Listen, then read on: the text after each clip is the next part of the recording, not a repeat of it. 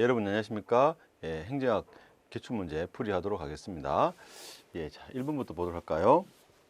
행정과 경영에 관한 다음 설명 중 가장 옳지 않은 것은 무엇이냐 했는데요.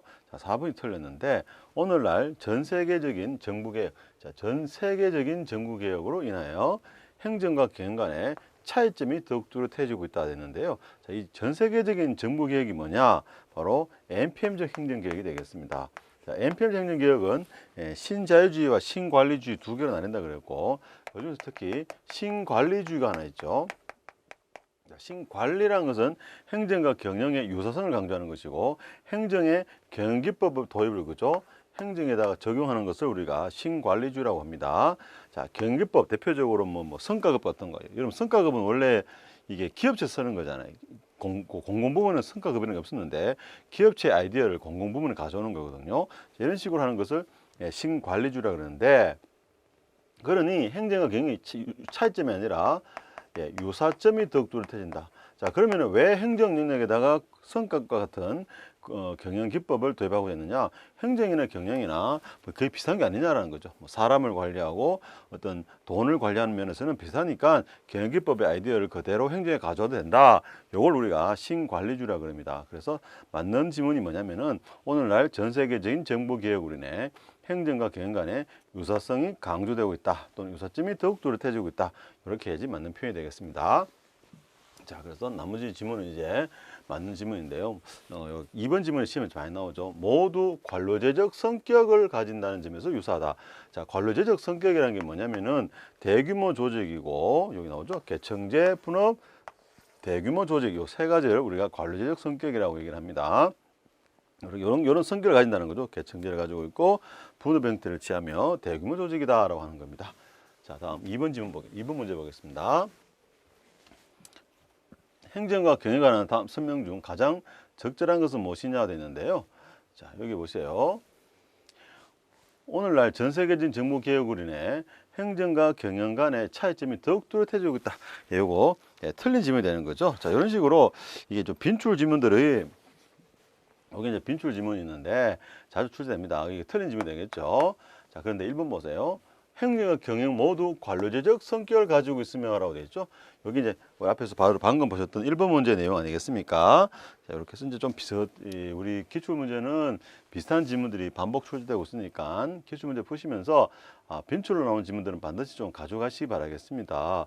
자, 다음 3번 질문 보시면은요. 행정과 경영 모두 엄격한 법적 규제를 받는다는데, 상대적으로 행정이 엄격한 법적 규제를 받고 경영은 엄격한 법적 규제에서 조금 거리를 두고 있는 거죠.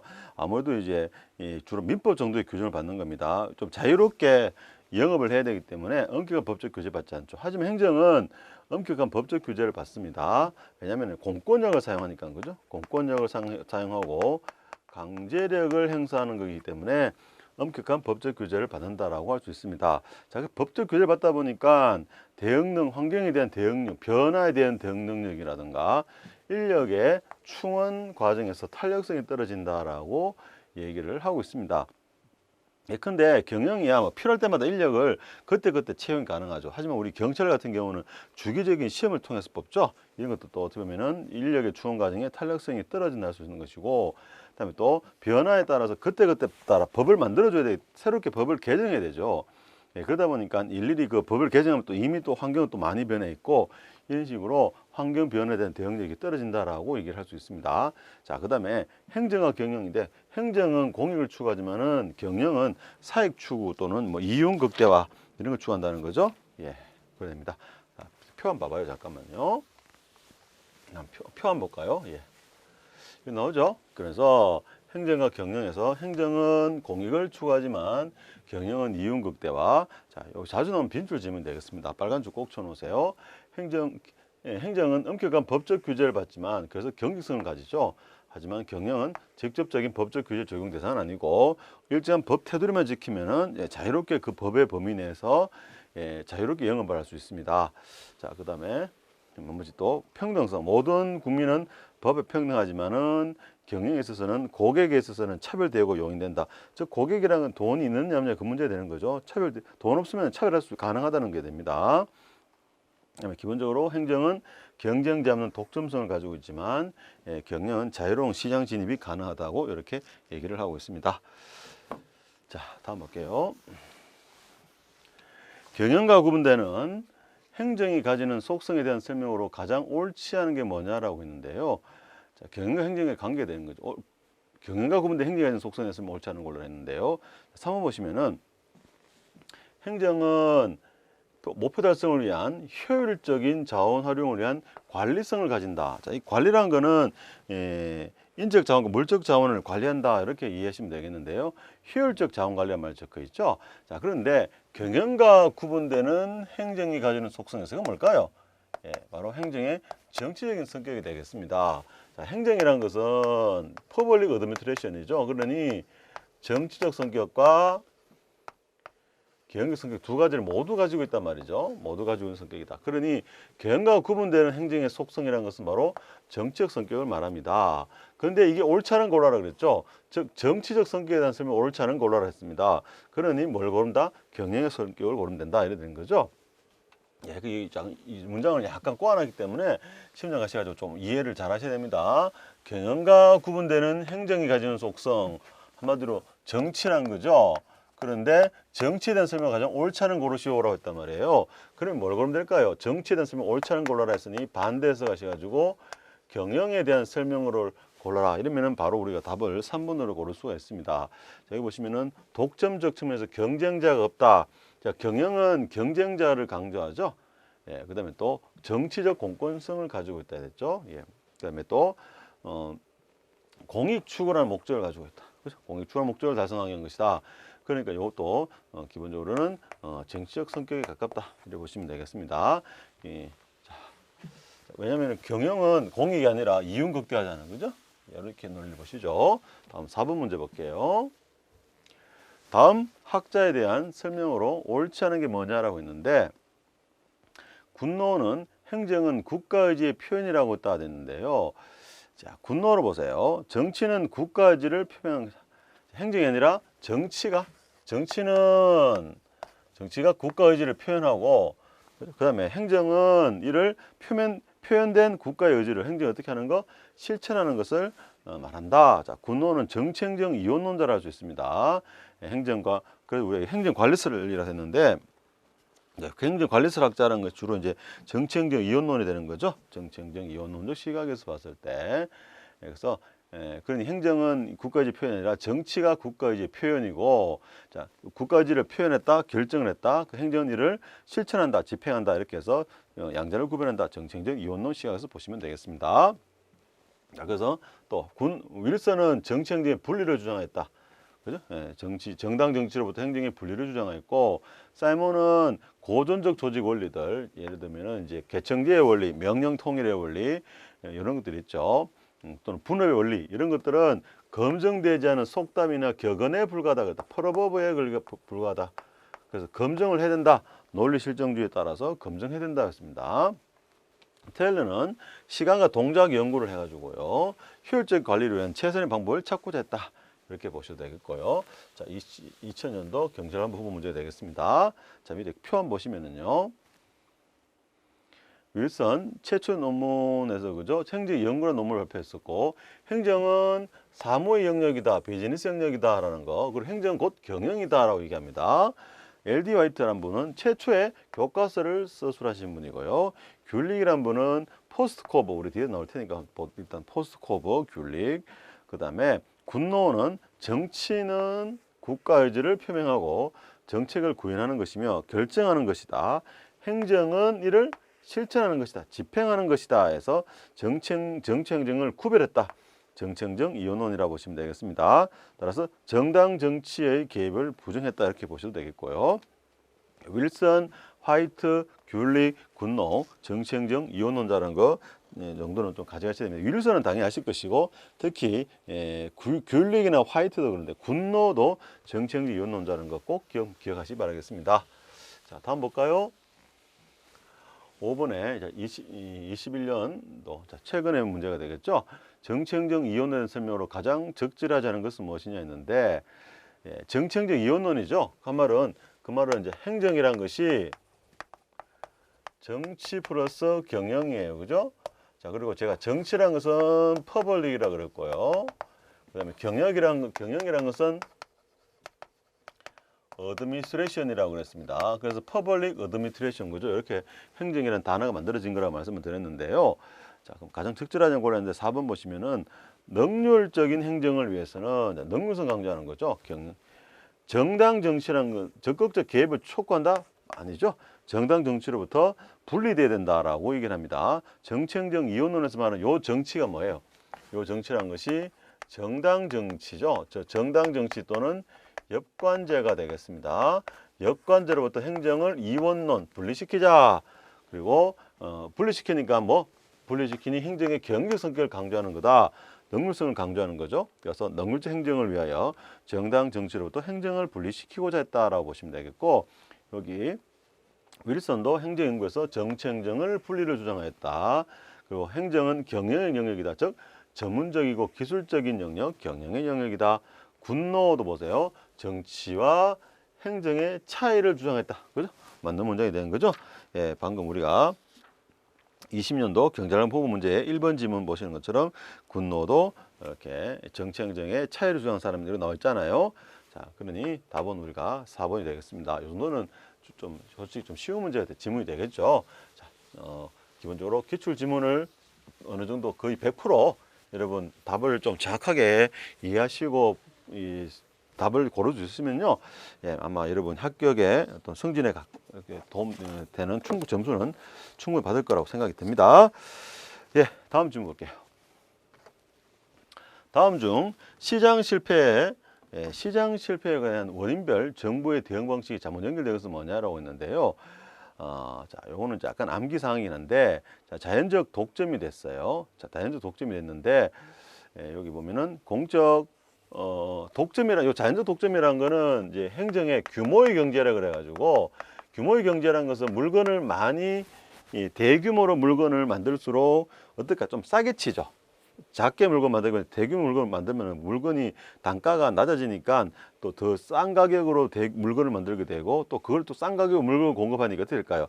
경쟁력이 생겨가지고 중소기업은 문을 닫게 되고 대기업만 살아남단 말이에요. 그게 이제 우리가 자연적 독점이 되는 거예요.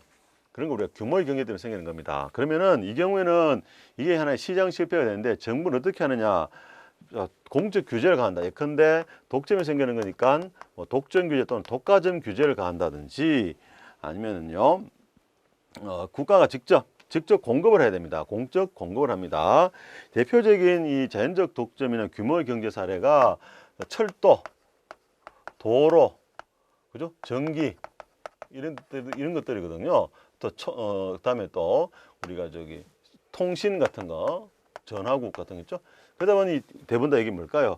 우리가 예전에 철도공사, 지금 코레일, 도로공사, 한국전력 지금 민영화됐습니다만은 또 한국통신 민영화되긴 했었죠. 이런 식으로 공기업을 만들어 가지고 국가가 직접 공급하는 거예요. 자, 그러니 공적 공급이 맞습니다. 자, 그리고요, 글자 그대로 해석해 보세요.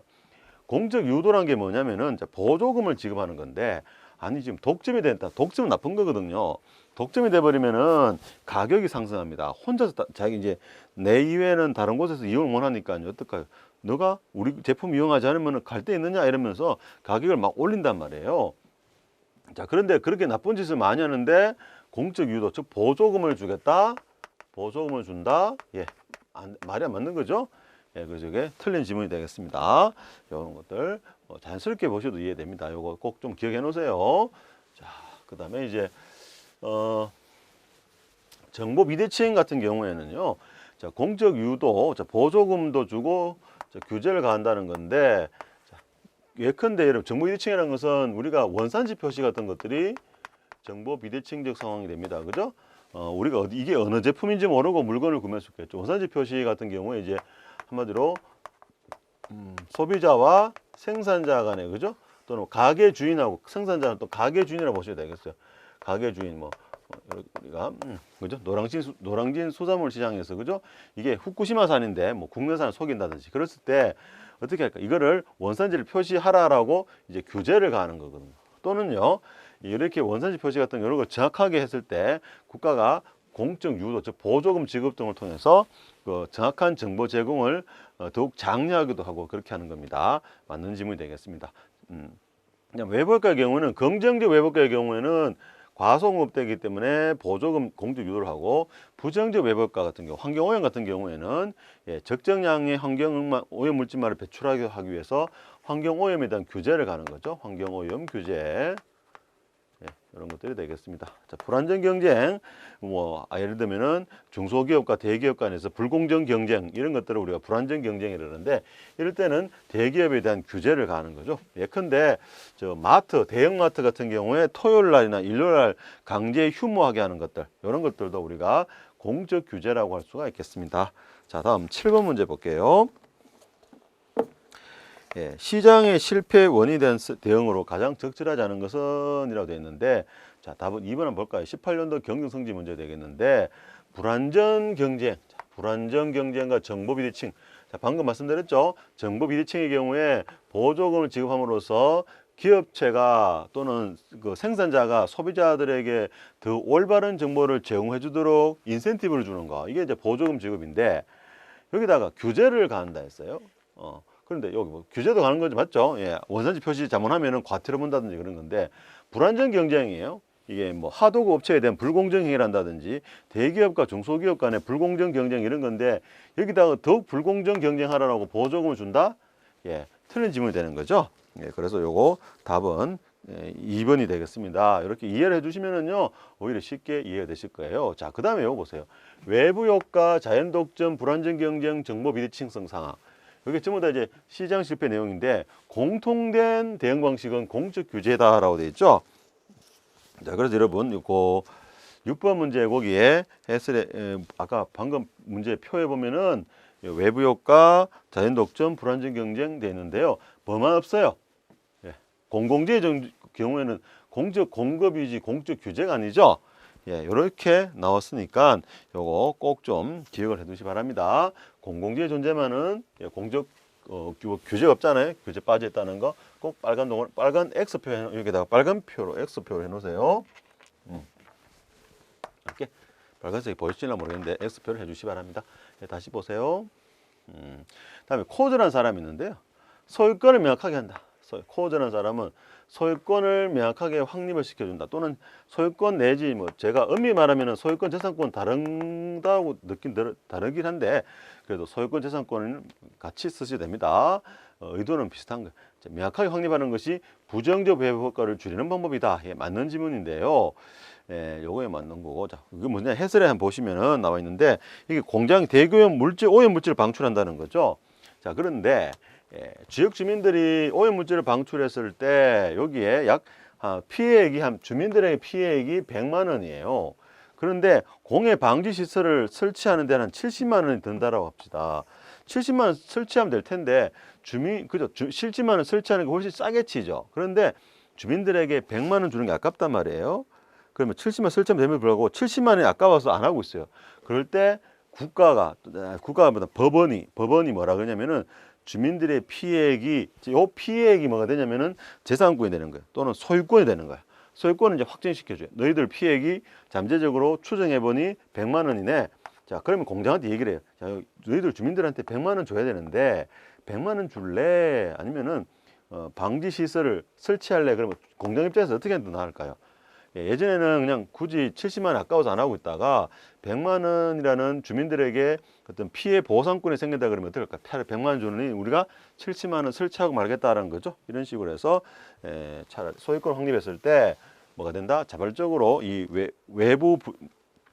부정적 외부 효과, 부정적 외부 효과는 것은 외부의 다른 사람들에게 부정적 나쁜 영향을 미치는 거잖아요.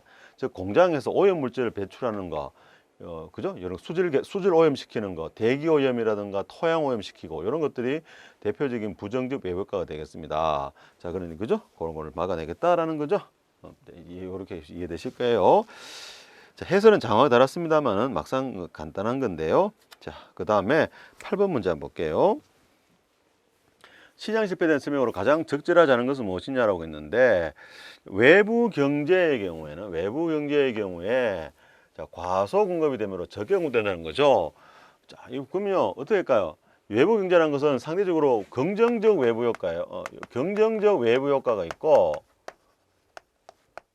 그 다음에 부정적 외부효과가 있는데, 자, 외부 경제 효과라는 것은 외부 불경제가 아니고 외부 경제, 요거는 긍정적 외부효과가 해당합니다. 예컨대 이제 교육이라든 교육 사업 같은 거, 문화 사업 같은 게 대표적이래요. 요거 이런 것들, 이런 것들은 다른 사람들에게 좋은 영향을 미치죠. 하지만 이게 돈이 안 되는 거죠. 문화 사업 같은 거, 여러분 우리 저 문화 같은 게 가지고 뭐 콘서트장에 간다든가 이런 거 솔직히 돈 아까워하잖아요, 그죠? 무료 티켓 있으면 가죠. 그러다 보니까 상대적으로 이거는 과소공급되는 경향이 있어요. 그러면 어떻게 될까요? 적게 공급되니까 좀 적정량이 과다도 안 되고 과소도 아니고 적정량이 공급되도록 해줘야 되겠죠. 그러기 위해서는 국가가 뭘 해줍니까? 부담금을 부과한다? 그러면 비용을 스스로 부담하라? 그럼 아예 안 하고 말죠. 차라리 부담금이 아니라 보조금을 지급하는 보조금 지급을 해서 과소공급되니까 보조금 지급을 통해서 적정량이 좀 더 많은 것이 공급되도록 이렇게 해줍니다. 그래서 이제 우리가 뭐 체육진흥공단이라든가 또 문화예술진흥공단 있잖아요. 이런 데서 문화예술진흥공단 같은 데서 이렇게 특정 예술인들에게 보조금 주는 것도 사회적으로는 좋은 영향을 미침에도 불구하고 장사가 안 되고 적게 공급돼 적정량보다도 적게 공급되니까 균형량만큼의 공급되도록 해주기 위해서 국가가 보조금을 주는 겁니다. 반대로 외부 불경제나 외부 비경제, 그죠? 비경제라기도 하고 외부 불경제라고 하기도 하는데요. 이 경우에는 과다 공급되는 경향이 있습니다. 대표적인 것이 방금 봤던 환경오염 같은 것들이 이게 대표적인 부정적 외부 효과 또는 외부 불경제라고 합니다. 이 경우에는 어떻게 과다 공급되니까 국가가 규제를 가한다든지 또는 환경을 오염을 시킨 만큼 돈을 내라는 거죠. 부담금을 내라는 거죠. 이렇게 하게 되는 겁니다. 자, 그래서 이게 1번이 틀린 질문이 되겠고요. 자, 규모의 경제 기억나시죠? 규모의 경제가 작용할 때는 자연적인 독점 현상이 생긴다라는 겁니다. 그래서 독점이니까 독점되면은 가격이 올라가니까 가격 규제를 해서 가격을 떨어뜨리라든지 아니면은 국가가 직접 경영, 즉 공기업이죠. 공기업 등을 통해서 직접 공급하게 해준다는 거죠. 자, 다음에 독과점 됐을 때, 독과점 되면은 정부가 독과점에 대한 규제를 가한다는 거, 이런 내용도 있고, 자, 됐습니다. 다음 9번 문제 볼까요? 공유지에 대한 설명으로 가장 적절하지 않은 것은 무엇이냐고 했는데요. 자, 소비의 배제는 가능하다는데, 공유제라는 거는요, 배제가 안 되는 거죠. 경합성 있는 공유제가 되겠습니다. 배제가 안 되고, 그래서 경합성을 가지지만 비배제성을 가지는 재화를 우리가 공유제라고 얘기합니다. 예컨대 여기 나온 것처럼 목초지 같은 거, 사막의 목초지를 생각하시면 되겠어요. 사막의 목초지란 것은 누구라도 이용할 수 있죠. 그렇게 소비 배제를 못해요. 하지만 경합성이라는 것은 내가 소비하면 다른 사람이 소비를 못하는 것을 우리가 경합성이라 그럽니다. 그래서 목초지가 가서 먼저 먹어버리면 어떤 목동이 와가지고 그죠? 자기들에게 뭐 염소나든가 소애들에게 먼저 이 목초를 먼저 먹어버리면 어떨까요? A라는 사람이 와서 다 먹어버렸어요. 그러면 B 목동이 왔을 때는 더 이상 먹을 목초가 없는 거죠. 이 바로 경합성 있는 거예요. 내가 경쟁이 생기는 거지. 한 사람이 소비를 해버리면 다른 사람이 소비를 하지 못하는 걸 우리가 경합성이라고 합니다. 그러다 보니까 어떨까 또 이 목초지 누구나 이용할 수 있으니까 과잉 소비가 되고 고갈될 수 있는 거죠. 바로 이게 우리가 시장 실패의 요인이 된다라고도 설명을 합니다. 자, 요거 공유주의 성격 침에 잘 나오니까 꼭 좀 가져가세요. 경합성을 가진다. 내가 한 사람이 소비를 해버리면은 다른 사람이 소비를 못하고 비배제성을 가진다. 누구라도 배제할 수 있다. 누구라도 이용할 수 있다. 즉 정당한 대가를 지불하지 않고도 이용한다는 거죠. 목초지 또는 천연자원이라든가 자연자원 같은 경우가 되겠습니다. 예컨대 산에 있는 그죠? 뭐 동물들이라든지 수석 이런 것들도 전부 다 돌 같은 거 있잖아요. 이런 것 전부 다 공유지가 됩니다. 그래서 옛날에는 마음대로 막 가져왔지만 지금은요 함부로 산에 가서 못 가져오죠. 자, 그러면 또 봅시다. 사적 극대화가 공적 극대화를 파괴한다. 사적 극대화가 공적 극대화를 파괴한다 했어요. 그래서 구성원 모두가 공멸한다는 건데, 자, 여기 보시면 A 목동이 자기들 소떼나 양떼를 끌고 가지고 목초지를 다 먹어버려요. 그러면 나머지 B나 C 목동이 뒤에 목동들이 어떻게 될까요? 이 A 목동은 자신의 이익은 극대화했지만은 다른 사람들 B나 C 목동들은 전혀 자기 양이나 소떼에게 목초를 못 먹임으로써 다 굶어 죽게 되는 거죠. 그렇게 하면서 결국은 다 공멸하게 된다는 겁니다. 근데 수석 같은 거 생각해 보세요. 예쁜 돌이라 그래가지고 누구나 다 가지고 마음대로 채취를 해버리면 결국은 자연이 파괴되죠. 그런 거죠. 공적인 측면 또는 구성원 전체가 공멸한다고 얘기를 합니다. 그래서요, 최근에는요, 구성원 간의 자발적인 합의를 많이 얘기합니다. 물론 기본적으로는 공제 비극을 하지 말라라고, 요거는 이제 국가 산에서 채취하지 마라, 그죠? 이렇게 해서 요즘에는 이제 규제를 가는 거죠. 규제를 간다든지 아니면은 사회적 구성원들이 자, 우리 이제 산에 가서 함부로 이거 뭐 돌 같은 것도 줍지 말고 또 꽃 같은 거 꺾는 것도 안 됩니다. 이거 다 공제 비극이 됩니다. 꽃 같은 것도 꺾지 말자. 또는 이제 대표적으로 제가 예전에 수업 시간에 말씀드렸던데 다람쥐 도토리 얘기했죠. 도토리도 이것도 공유제에 해당하죠. 누구라도 먼저 가서 가져올 수 있고 내가 먼저 가져가 버리면은 다른 사람이 못 가져오죠. 그런데 사람이 못 가져오는 건 둘째 치고라도 다람쥐들이 도토리 못 먹으면서 겨울에 굶어 죽은 사례가 많다고 말씀드렸어요. 이게 실제 얘기입니다. 그래서 국가는 이제 어떻게 했냐면은 산에 가서 도토리 채우지 마세요. 또는 도토리를 함부로 주우면은 과태료 물겠다.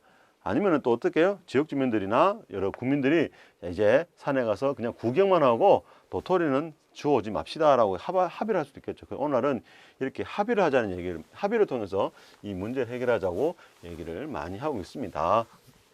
자, 다음에 10번 문제 한번 볼게요.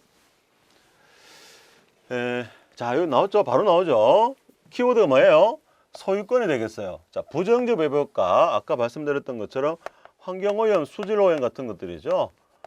소유권을 명확하게 한다면은 이게 뭔가요? 바로 나오죠? 코어조 정리가 되겠습니다. 자, 이런 식으로 이제 문제를 쉽게 우리가 풀 수 있는 거죠. 10번 코어조 정리다 됩니다. 자, 다음 11문제 보겠습니다. 당이 발생한다 했는데, 자, 정당한 대가를 지불하지 않는 거. 그런데요, 자, 문장이 맞는 지문이죠. 문제 자체는 맞아요. 그런데 이런 경우 이제 시험장 가시면 답을 못 고르는 경우 생기는 건데, 문장 맞는데 하거든요. 지금까지 열심히 설명드렸죠, 제가. 대가를 지불하지 않고 하는 외부 효과, 긍정적, 자, 과대 공급되는 경우는 부정적 외부효과고, 과소 공급되는 경우는 이제 긍정적 외부효과의 경우에 과소 공급되는 건데, 그러면 이게 뭐가 틀렸느냐 보세요. 정부 실패의 원인에 관한 설명은 옳지 않은 걸로 돼 있죠. 근데 이거는 뭔가요? 시장 실패에 대한 설명이잖아요. 그죠? 자, 그래서 문제 설문하고 맞지 않는 거죠. 이런 경우가 있어요. 가끔씩 시험장 저도 예전에 공부할 때 좀 그런 게 있었는데 시험장 가지고 분명히 다 맞는 지문이야. 이거 뭐가 틀렸어? 이러는 거죠. 근데 이거 보면은 정부 실패의 원인돼 있거든요. 자, 이렇게 가지고 이제 우리가 틀린다는 거죠. 이런 거 조심하세요. 제가 모의고사도 이렇게 내보면은 가끔씩 틀리시더라고. 이렇게. 이런 거 틀리면 진짜 억울하거든요. 그렇게 좀 해주시기 바라겠고요. 자, 다음 문제 한번 볼까요? 12번. 울퍼 주니어가 주장하는 정부 실패의 유형 중 내부성에 해당하는 것으로 가장 적절하지 않은 걸로 했는데, 이거는 약간 단순 암기 사항이긴 한데요. 자, 투표의 역설이라는 게 있는데, 요거는 우리 공공선택론에 대한 내용이 되겠고, 자, 보세요. 최신 기술에 집착한다든지, 더 많은 예산을 확보하려고 한다든지, 정보와 지식을 독점하려는 요 경향, 요게 이제 우리가 보통 이제 내부성이라고 합니다. 즉, 공익이라는 외부에 있는 공익보다는 최신 기술에 집착한다. 대표적으로 이제 기상청 같은 경우 대표적이에요. 기상청이 오보를 많이 내잖아요. 그러니까 기상청이 매일 제일 많은 이야기가 항상 슈퍼컴퓨터나 이런 거 좀 가져다 달라. 또는 더 많은 예산이 필요하다. 이렇게 얘기한다는 거죠. 하지만 어떤 공무원 개인의 능력 개발보다는 그죠? 이런 것들이 정부 실패를 가져온다 보면 내부적인 것에 자꾸 초점 맞추고 있다는 거죠. 또는 정보를 공개하는 것이 아니라 정보나 지식을 독점하고 있다는 거죠. 독점하고 이런 식으로 해서 이게 정보 실패를 가져온다 그럽니다. 투표 역설하고는 전혀 관계가 없습니다. 뭐 이렇게 투표 역설 자체가 시험에 나오기는 좀 힘들고요. 그냥 이렇게 이런 예들이 있다는 거 정도 보시기 바랍니다. 자, 다음에 13번 갈게요. 정부 실패에 관한 다음 설명 중 가장 옳은 것은 뭐냐라고 얘기하는 건데, 자, 답은 1번을 보면은 권력의 편제에 대한 방안으로는 보조금 삭감한다든지 규제를 완화한다라고 되어 있는데, 여기 권력 편제에 대해서는요, 권력이 이제 불평등하게 분포됐다는 거죠. 이럴 때는 차라리 민영화나 규제 완화를 시킨다. 보조금 삭감이 아니라 아예 그냥 권력을 행사하지 못하도록 민영화를 시켜버린다든지. 권력이잖아. 권력이 편제라는 거는 기울어진 이런 뜻이에요. 편제라는 한쪽에 쏠린 이런 뜻입니다. 현재 쏠려서 존재한다. 그러니까 비대칭성 이런 거 말하거든. 그럴 땐 차라리 민영화시켜서 권력을 행사를 못하게 한다든지, 즉 교제라는 건 즉 공권력이죠. 교제를 완화시킨다, 권력의 힘을 빼버린다, 이렇게 보시면 되겠습니다. 여기는 민영화나 규제 완화가 되는 거고요. 그 다음에 2번 지문 보시면은 정부 실패는 관료나 정치인들의 개인적인 요인 때문에 발생하기도 하고요.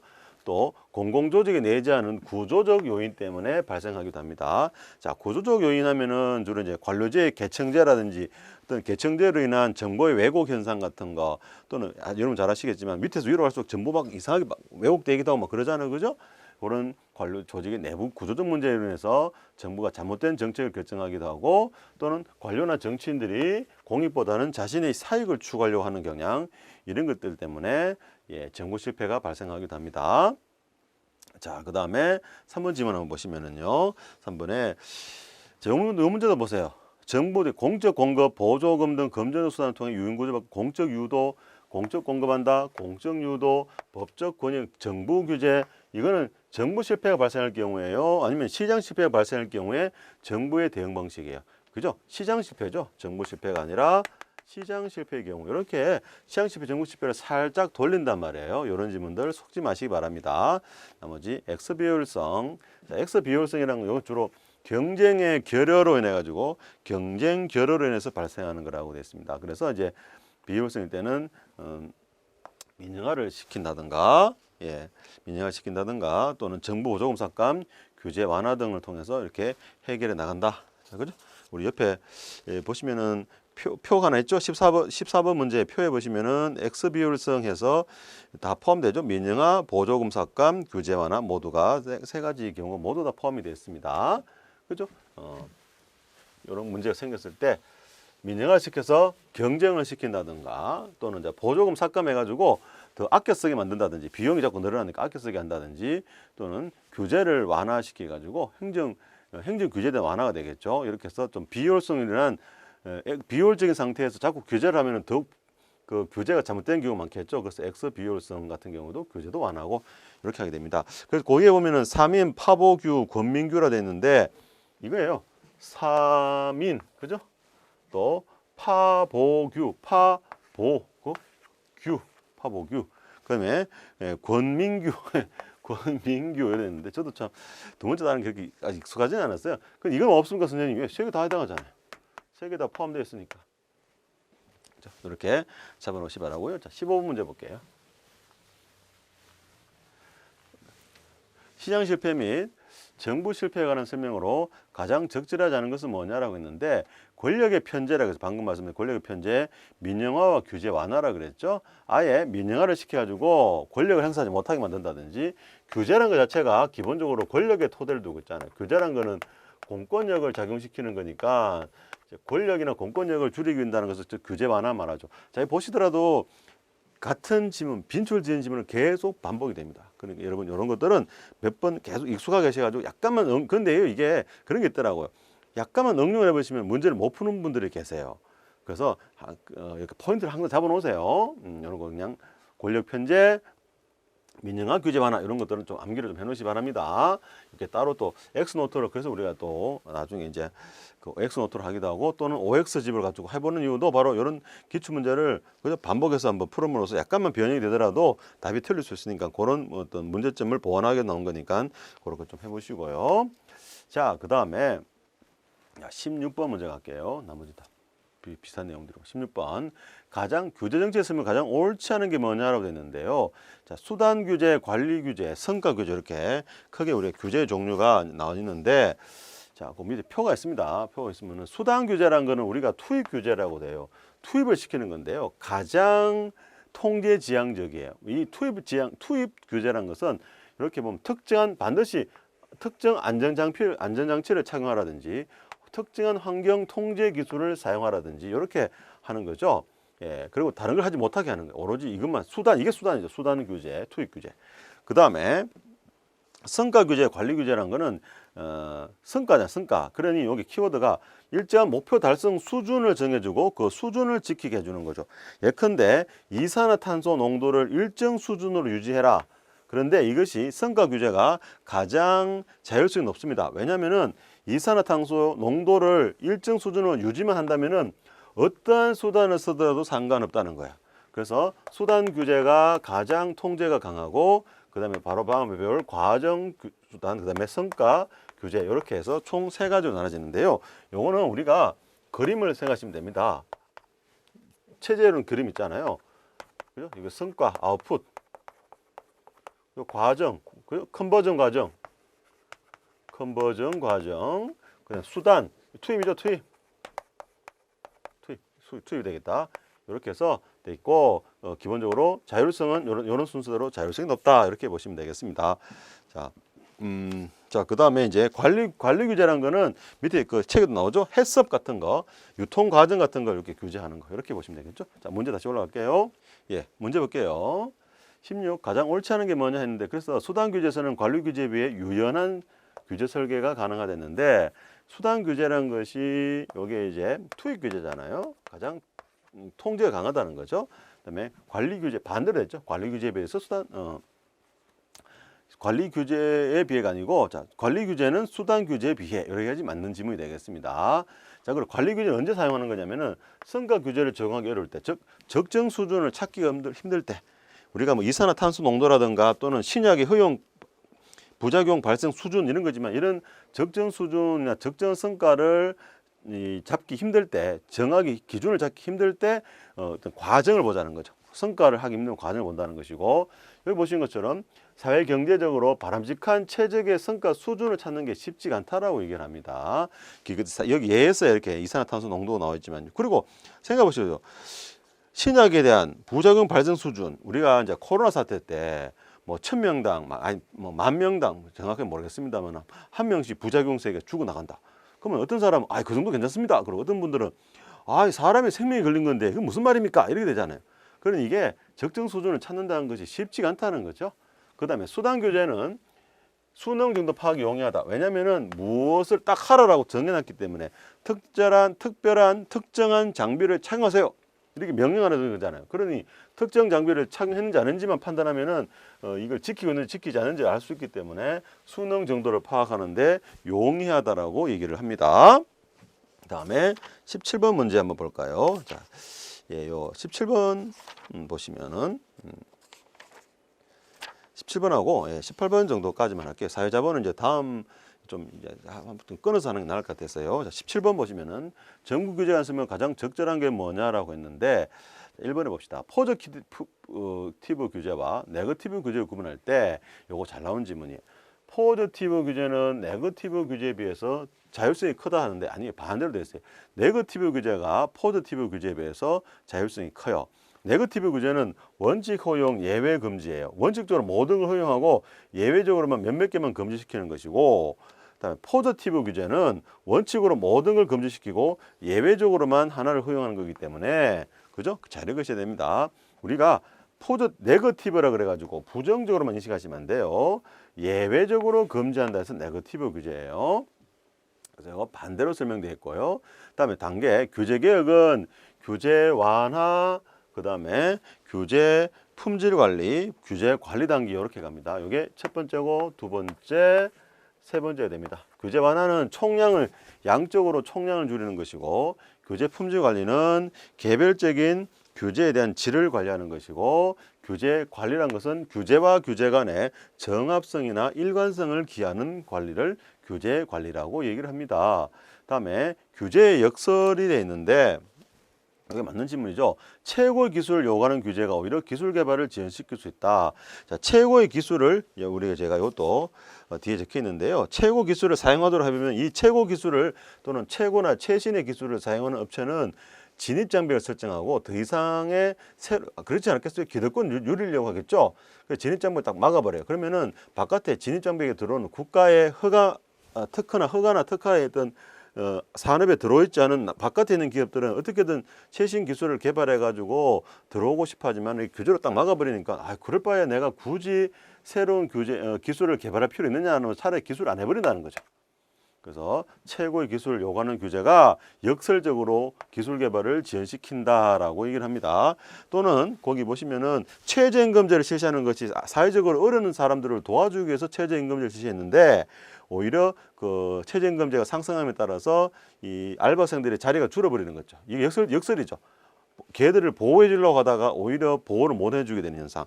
이게 우리가 소득 분배 문제의 악화 우려다 이렇게 보셔도 되겠습니다.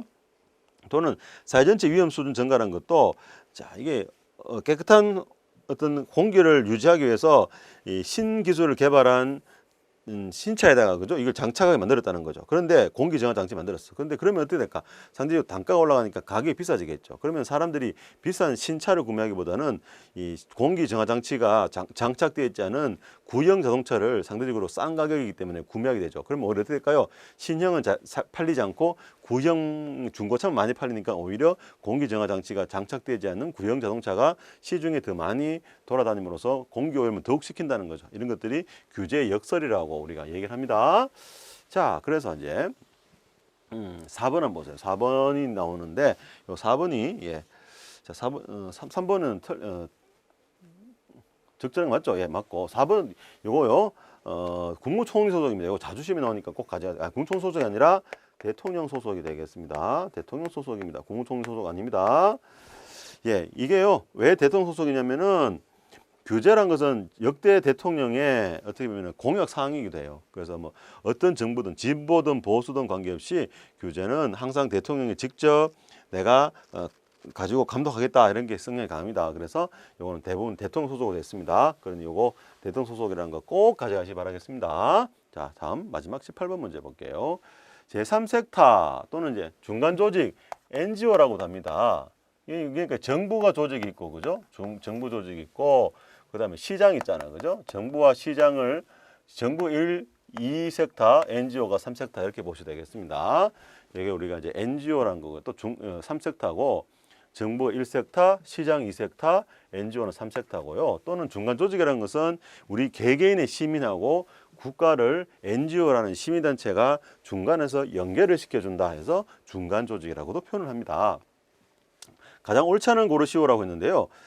자, 요게 전통적으로는 계약 실패 이론이라고 되죠. 요거는 영리기업의 서비스 양가치를 정확하게 파악하지 못할 때 이 NGO가 나서준다는 거죠. 영리기업의 서비스 질과 양을 한마디로 이제 예를 들면은 저 가습기 논란이 있었죠. 그죠? 우리가 좀 안타까운 얘기지만 이런 가습기의 문제 같은 것들은 우리가 기업체들이 일반인들이 잘 모르잖아요. 그럴 때 NGO 단체들이 대신 나서주는 거죠. 가습기 살균제 문제 같은 것들 이런 내용 되겠고, 자, 공공재로는 시장에서 공급되지 못한 수요를 충족시키기 위해서 공공재가 시장에 공급되지 않죠. 그럴 때 대신 뭐 예를 들면 복지 사각지대 같은 거 이런 것들이 NGO들이 대신 나서준다는 것이고, 여기 나오는 소비자 통제로는 소비자 여기서만 소비자는요 공공재에 대한 소비자가 되겠습니다.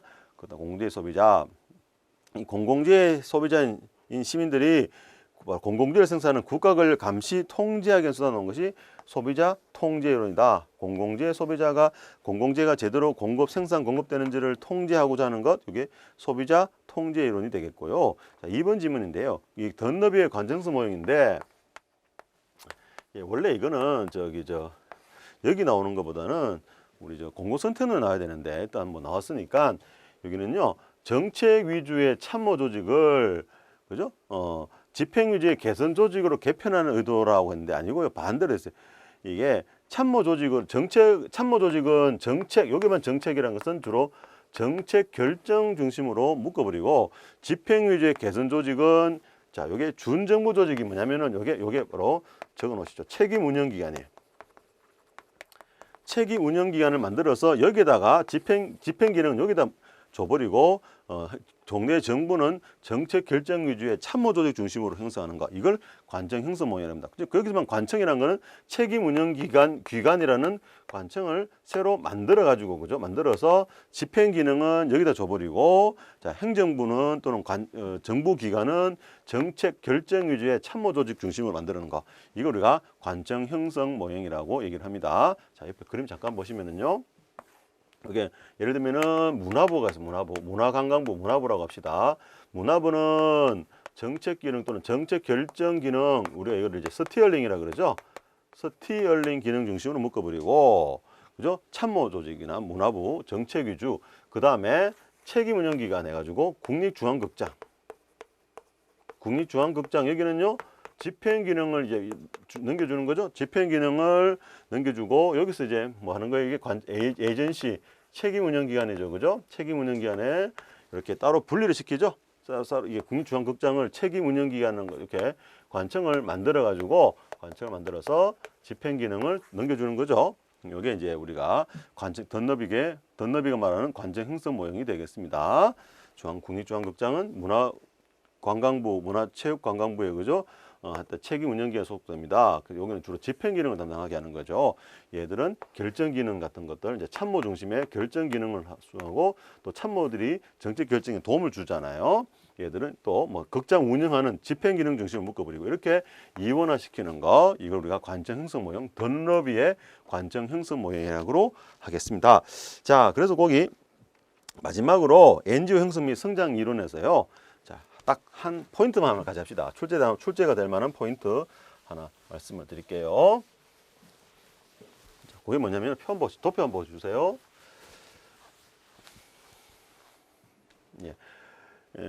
계약 실패 이론 보세요. 여기서는요.